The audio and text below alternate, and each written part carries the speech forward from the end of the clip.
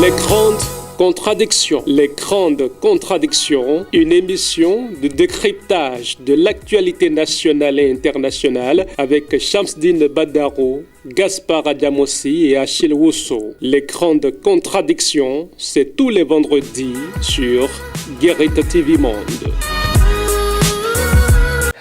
Après quelques semaines de congé, on vous retrouve avec beaucoup d'humour et beaucoup d'ambiance, pourquoi pas, comme vous le savez déjà, dans votre émission, Les Grandes Contradictions. Le vieux est déjà sur ce plateau, le jeune également, hein, le jeune que je suis, et l'autre demi-vieux. Voilà, c'est comme ça va se passer tous les vendredis dans votre émission, Les Grandes Contradictions. Qu'est-ce qui vous fait réagir aussi? Bonsoir. Merci pour le baptême. Le vieux, bonsoir. Oui, bonsoir le jeune. Bon retour parmi nous. Hein. Oui, merci. Nous allons démarrer tout de suite notre émission, Les Grandes Contradictions de ce vendredi 26 janvier 2024. Le dernier numéro d'ailleurs pour le compte, c'est bien ça, hein, pour le compte de ce mois de janvier. Gaspard Adjamossi, Patrice Talon échange avec les groupes parlementaires. La révision du code électoral ou la rélecture du code électoral est à l'ordre du jour. Oui, la relecture ou la révision du code électoral à l'ordre du jour. C'est déjà heureux de constater que la classe politique, en tout cas, et celle qui est représentée à l'Assemblée nationale, discuter avec qui? Avec celui qui incarne aujourd'hui, non seulement la mouvance présidentielle, mais celui qui incarne aujourd'hui la République, celui qui est garant du respect de la Constitution, c'est-à-dire le président de la République, Patrice Talon, qui a donc invité tous les groupes parlementaires, y compris le groupe parlementaire de l'opposition, les démocrates, à échanger autour donc de la question de la relecture du code électoral. Donc c'est déjà bien, comme je l'ai dit tantôt, que la classe politique discute. C'est heureux que malgré les réserves, que les démocrates aient choisi, n'est-ce pas, de se rendre au palais de la présidence, en tout cas qu'ils aillent discuter avec le président Patrice Talon. Et je crois que par rapport au compte rendu que nous avons eu, le président Patrice Talon a pris un peu de la hauteur par rapport au sujet, a demandé, n'est-ce pas, même s'il a sa position, même s'il a essayé de dire ce que lui pense, il a demandé, n'est-ce pas, aux partis politiques représentés à l'Assemblée d'aller se retrouver et de trouver un consensus par rapport à la relecture du code électoral et de voir dans quel sens ils peuvent aller. Moi, je pense que c'est une très bonne chose, c'est une chose agréable. Maintenant, il reste à savoir si ceux-là vont effectivement s'entendre, parce que dans un passé récent, ne l'oubliez pas, avant les législatives de 2019, je crois il y a eu les mêmes situations par rapport au certificat de conformité et autres. Et en ce moment-là, il fallait également se retrouver à l'Assemblée nationale. Et je crois qu'en ce moment, ça a été un cuisin échec, ce qu'on ne souhaite pas pour cette fois-ci, bien entendu. Donc, selon vous, c'est une excellente démarche? Absolument, une très excellente démarche. De part et d'autre, le fait que le président ait demandé à discuter avec tous les bords politiques représentés à l'Assemblée nationale et le fait également que les démocrates aient accepté d'aller discuter avec le président de la République, je crois que c'est une excellente chose. Achille Wusso, votre position par rapport à cette rencontre? On sait que vous êtes beaucoup plus critique, hein, des fois sur ce plateau, même si aujourd'hui il s'agit d'une rencontre qui arrange quand même vos deux partis politiques.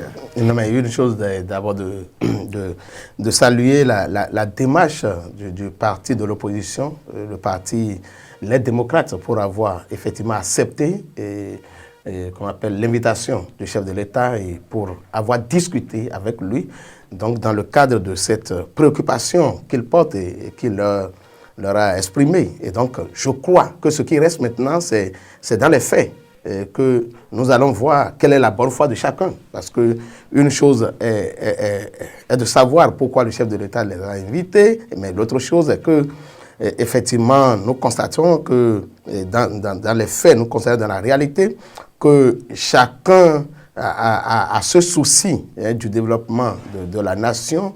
Et donc, je crois que le chef de l'État a bien dit que c'est des questions qui concernent la nation et sur lesquelles il souhaiterait que tout le monde exprime, qu'on appelle, tout le monde arrive à participer, à donner, à faire une contribution qui permet donc à notre pays de sortir donc des sentiers battus.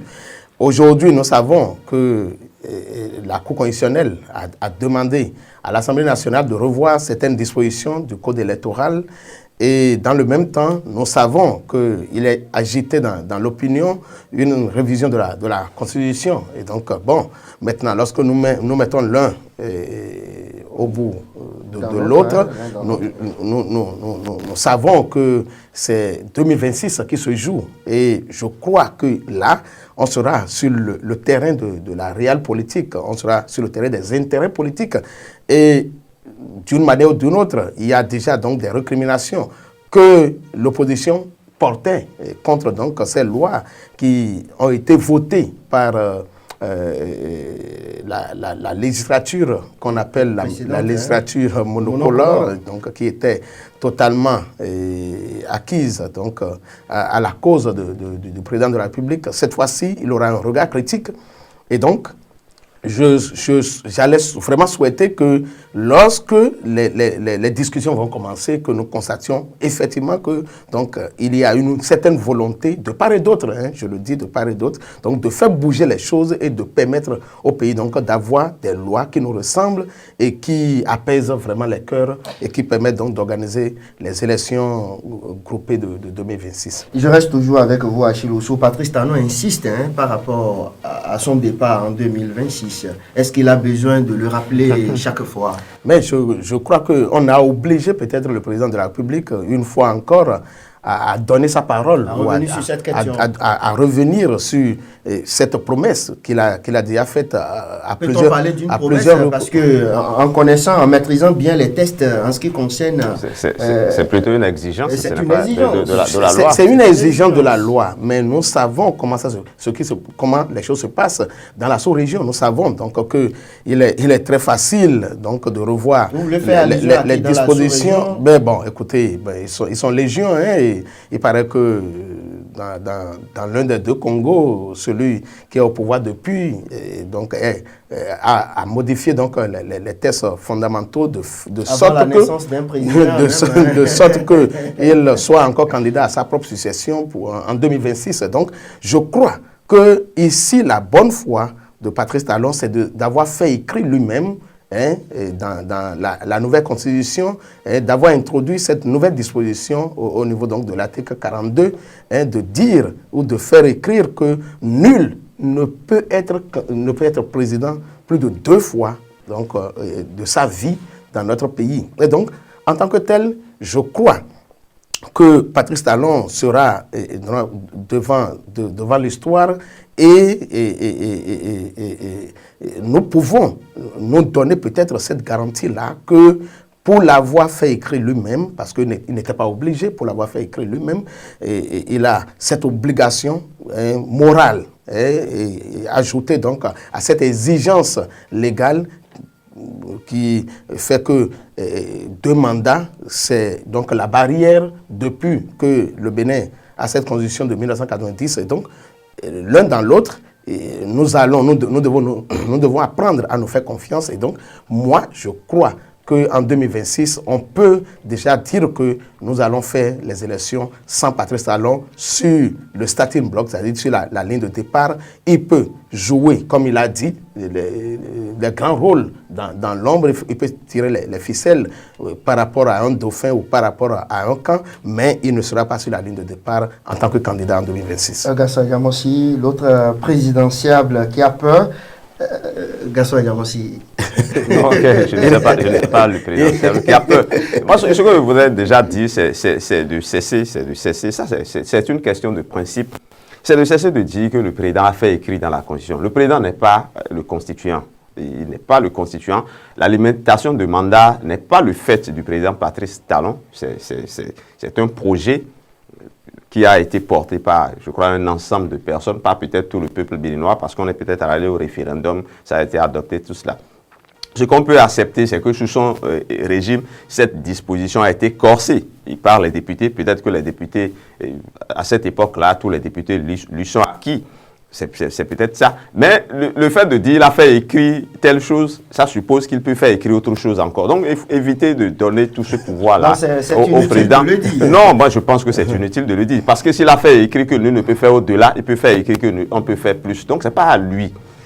peut-être que c'est un peu sa volonté, mais que ça a été accepté par les autres. Donc, il faut essayer de globaliser un peu ces genres de choses-là. Donc, ce n'est pas du seul fait de sa volonté, parce que si c'est du seul fait de sa volonté, il peut également essayer de faire un troisième mandat. Et puis, le principe, c'est un principe qui est déjà acquis dans notre pays. Je crois que depuis 1990, où nous avons entamé le chemin du renouveau démocratique, presque tous les présidents, en dehors du président Soglo qui a fait un mandat, le président Kérékou, il a fait, il est parti. Il y a Eboni, malgré tout ce qu'on a tenté de dire, a fait, il est parti. Donc, c'est devenu une tradition chez nous. Et donc, le fait qu'il le précise, je crois que le fait qu'il précise qu'il va partir, c'est peut-être du fait des suspicions, de certaines suspicions. Sinon, je crois que c'est dans l'ordre normal des choses qu'à la fin de son mandat, qu'il s'en aille. Je crois que c'est là surtout qu'il faut retenir. Et puis, le chef de l'État, il a l'habitude de dire les choses crûment, de dire ce qu'il pense. Entre-temps, il avait dit, parce qu'il avait dit qu'il ferait après un mandat, en un mandat, il pouvait faire le job. Mais quand il voulait revenir sur cela, il a dit, quand on lui pose la question, il dit « j'aviserai ». J'aviserai, ça suppose qu'il pourrait être un mandat ou 2 mandats. Mais cette fois-ci, il insiste. Je crois qu'il faut le prendre également au mot par rapport à cet aspect de la question. Et c'est peut-être une question de nature à rassurer les uns et les autres. Parce que quand on dit, tout à l'heure, Achille, l'Assemblée dit la révision constitutionnelle.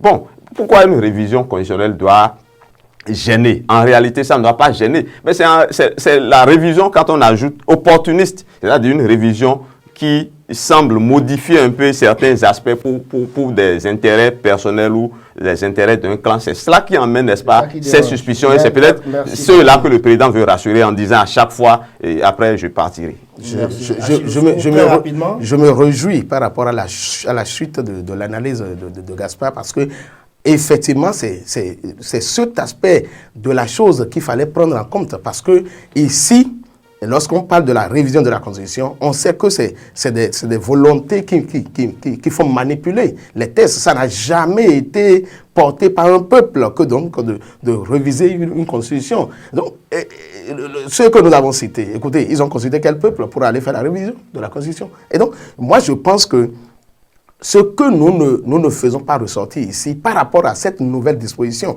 donc disposition corsée dont Gaspard a parlé, donc l'article 42 de la nouvelle Constitution, c'est de noter que même dans une nouvelle république, il n'est pas possible que celui qui a fait déjà 2 mandats de son vivant se représente. C'est l'aspect de la chose que nous ne prenons pas en compte. Ça veut dire que d'une manière ou d'une autre, il n'est plus possible pour Patrice Talon d'être encore candidat. Ce n'était pas. Si on parle d'une nouvelle révision, par exemple, écoutez, les gens peuvent aller. Je crois qu'on n'a pas besoin. Absolument. On n'a pas besoin. On peut toucher. On n'a pas besoin d'aller faire. Ce n'est pas une Bible ni je suis d'accord. Mais donc, en l'état actuel, ce que peut-être vous craignez, c'est que par rapport à une révision de la Constitution, on saute. Pourquoi peut-être vous croyez que la phrase refonte des institutions là, ça fait peur dans l'opinion? Pourquoi vous pensez que ça fait peur dans l'opinion? C'est justement parce que quelque part, cette phrase-là induit qu'on peut aller au-delà de ce que vous dites. Non, merci beaucoup. Nous avons tous raison d'avoir des craintes, mais nous devons savoir quand même que il est aussi important d'apprendre à se faire confiance. Non, moi, à mon niveau, il n'y a pas de crainte. Moi, je suis pratiquement sûr que le président Talon, il l'a dit, il le redit à chaque fois. Il n'y a pas de crainte à avoir. Gaspard Diamossi, je reste avec vous. Et nous allons parler d'un autre sujet, le deuxième sujet d'ailleurs. L'Église catholique met en garde contre les confusions entre le culturel et le cultuel. Voilà. Suite à un communiqué final de la 71e session plénière de la conférence épiscopale du Bénin. Vous comprenez quelque chose? Bon, oui, non. Ce que je comprends, c'est peut-être qu'il crée ce qu'on appelait les vaudou days. C'est peut-être ça qui... Et l'imminence de l'organisation d'une autre manifestation sur le même vaudou dans quelques mois, cette fois-ci à Porto-Novo. Je crois peut-être la construction de ce qu'on a appelé le musée vaudou. Je crois que c'est un certain nombre de faits qui les amènent à dire ce qu'ils disent là. Pourquoi ça dérange? Bon, de toutes les façons, Nous sommes dans un pays laïque. Absolument, c'est ce que je voulais dire. Le Bénin est un pays laïque. Cela n'a pas empêché qu'on mette dans la Constitution que c'est sur la Bible et la portion de phrase, les membres des ancêtres, qu'on prête serment. Je ne suis pas... Les musulmans n'ont jamais contesté cela. Réclamer pourquoi ils n'ont pas mis la Bible oui, malgré, le Coran. Voilà, malgré qu'on a dit que c'est un pays laïque. Donc, il y a des moments de la vie de la nation où les choses semblent balancer vers une ou l'autre des religions. Les 9 et 10 janvier dernier, nous avons vu le président Patrice Talon assis aux festivités célébrant le vaudou, même si on peut estimer que c'est l'aspect culturel de la chose. Mais par le passé, vous ne verrez jamais le président Yahya Bouné assister à ce genre d'événements. C'est dans le même Bénin laïque. C'est un évangéliste. C'est dans le même Bénin laïque. Et on ne fera pas ce procès-là au président Talon, qui est également présent souvent dans les églises, surtout à l'église catholique. Et il a dit récemment. Surtout, il a proclamé même sa foi, et sa foi chrétienne. Et donc, moi, je ne pense pas qu'il y ait quelques menaces, que ce soit par rapport à la laïcité de la République. Mais n'empêchez pas les gens d'avoir ces genres de craintes-là par rapport à ce que nous observons. C'est peut-être une crainte légitime, c'est peut-être une crainte qui n'a pas sa raison d'être, mais les gens ont eu la crainte, ils l'ont observé. Quitte à ceux qui nous dirigent de faire en sorte que cela ne devienne pas une réalité, effectivement. Une crainte légitime, selon vous?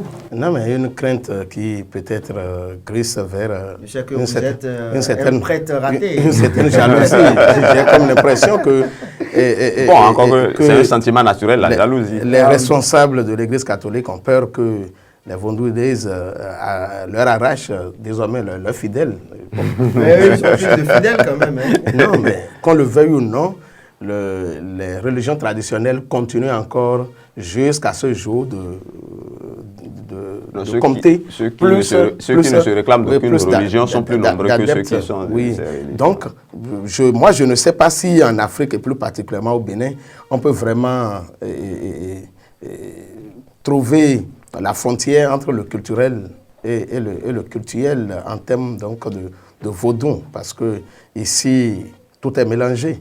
Je ne sais pas si avant que le Sangbeton ne sorte par exemple, ou que le Gungu ne sorte, il n'y a pas des cérémonies à faire, des sacrifices à faire, de ceci à faire, de cela à faire. Donc le sacré et le culturel chez nous sont totalement mélangés. Et bon, lorsque je regarde aussi vers l'Église catholique, bon, je suis un peu mélangé à me livrer donc à cet exercice-là pour montrer vraiment quelle est la limite du culturel et du culturel de l'autre côté aussi. Je crois que ce qu'il faut ici, c'est que chacun doit travailler peut-être à vivifier la foi de ses adeptes ou de ses fidèles. Donc l'Église catholique, au lieu donc de faire un communiqué public, devrait peut-être retourner donc dans ces temples pour sensibiliser davantage ses adeptes et ses fidèles. Merci beaucoup. On passe à un autre sujet. On parle médias à présent. Deuil dans la presse béninoise. Décédé il y a quelques jours, le journaliste, écrivain et chroniqueur Jérôme Kalos a été donc inhumé à Chilossou jeudi dernier. Hier 25 janvier 2024, après des hommages mérités. Nous nous inclinons vraiment devant la mémoire donc, de cet illustre homme de la presse et de la plume, simplement dans notre pays, Jérôme Kalos. Je crois que c'est un monument, c'est un exemple, c'est un modèle.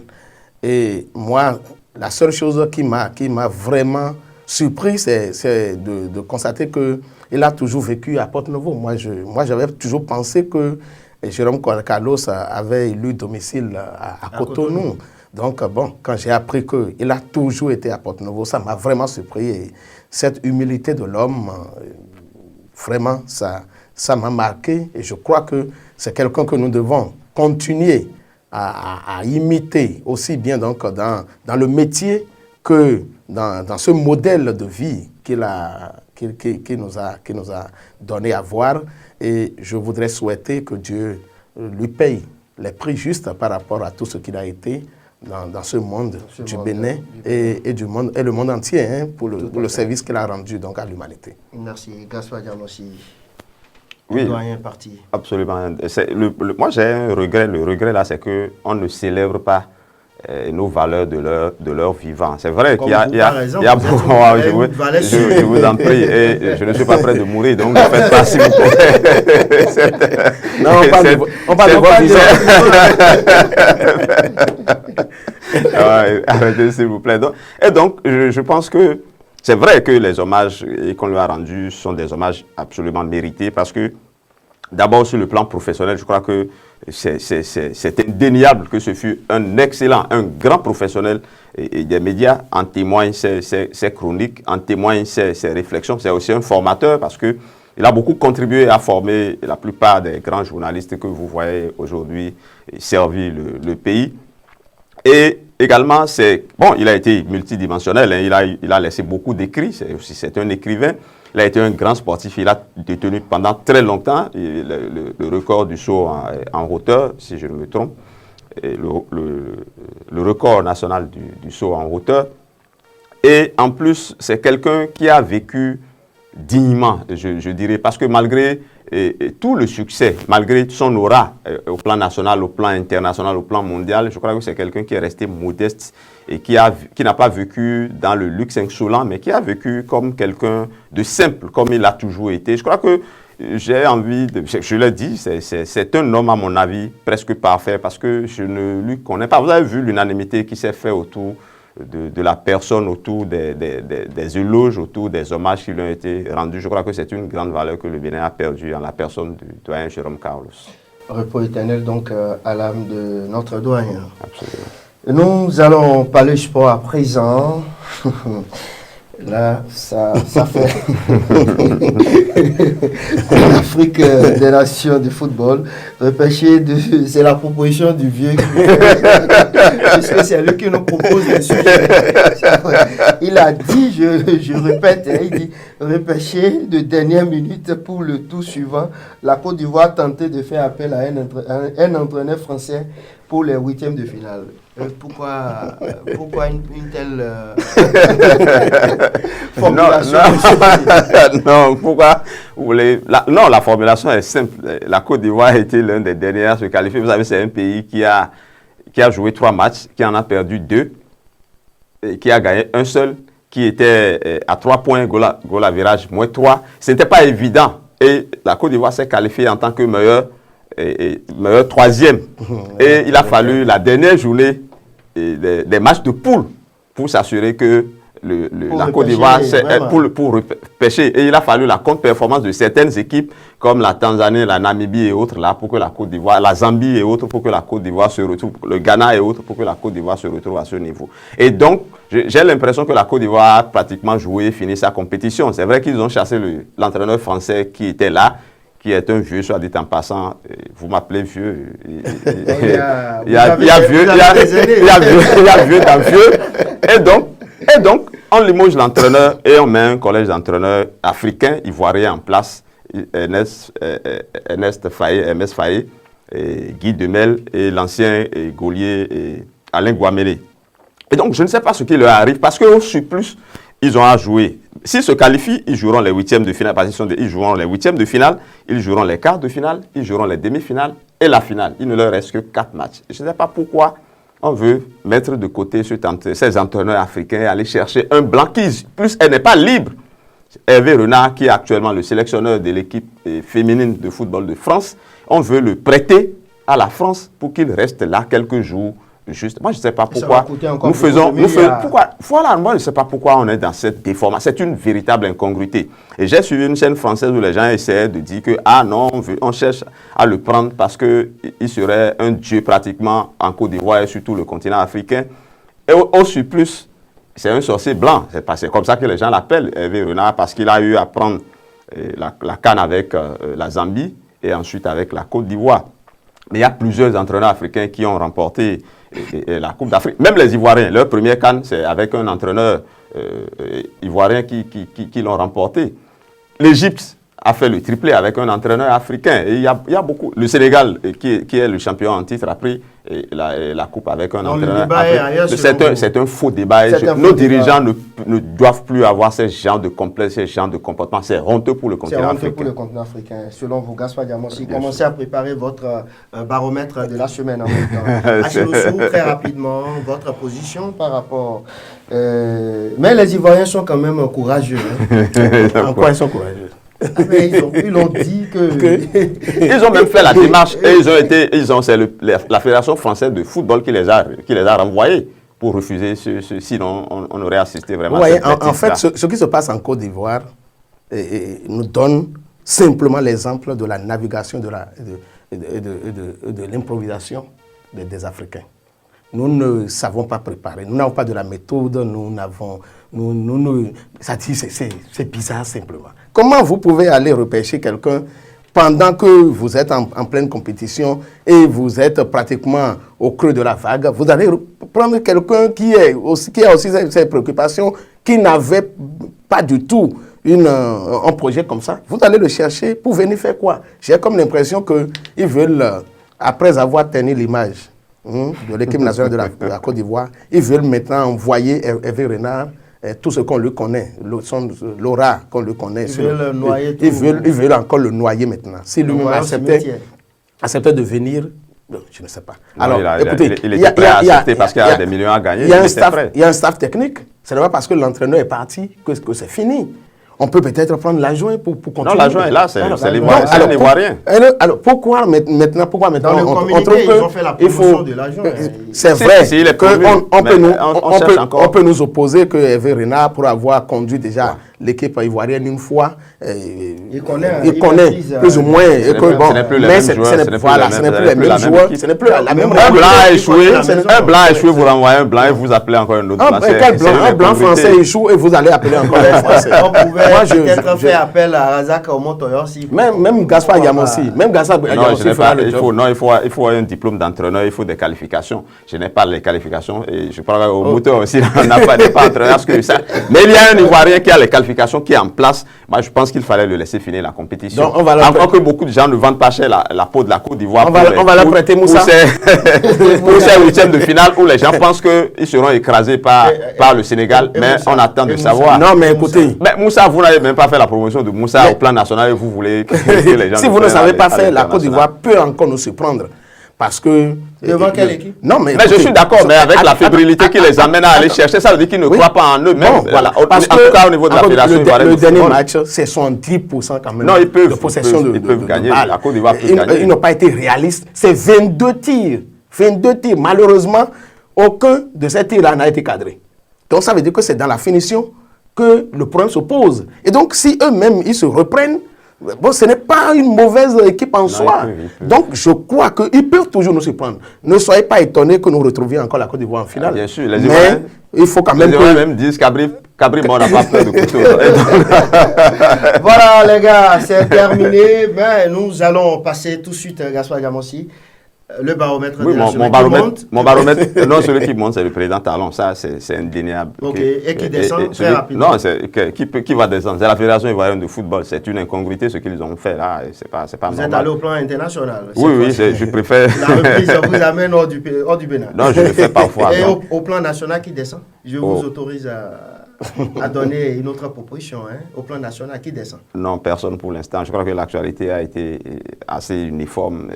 Je ne vais pas dire les démocrates parce qu'ils sont au même rang que Patrice Talon pratiquement par rapport à comment ils se sont comportés dans la semaine. Je crois que pour le plan national, ça va pour l'instant. Seulement qu'il y a un sujet, je n'ai pas envie d'aborder le sujet parce qu'on n'en a pas discuté. C'est qu'on est en train de...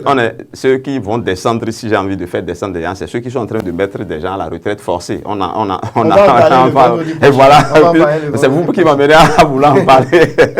Achille Ossou, très rapidement, qui descend chez vous?